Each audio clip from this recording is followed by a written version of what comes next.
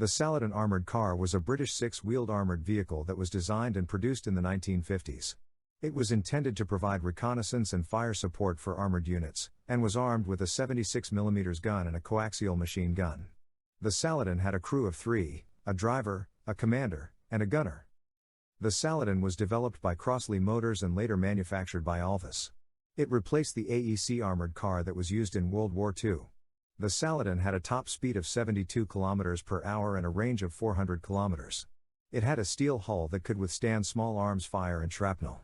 The Saladin was noted for its excellent performance in desert conditions, and was widely exported to Middle Eastern countries. The Saladin's main armament was a 76mm low-pressure rifled gun that could fire high-explosive, armor-piercing, and high-explosive squash-head rounds.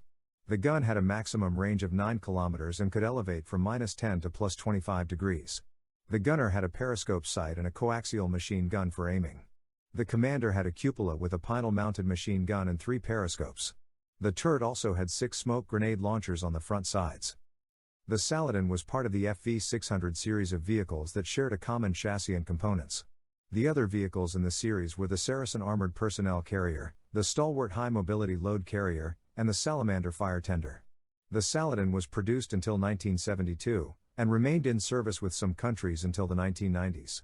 It saw action in several conflicts, such as the Six-Day War, the Aden Emergency, the Biafran War, and the Lebanese Civil War.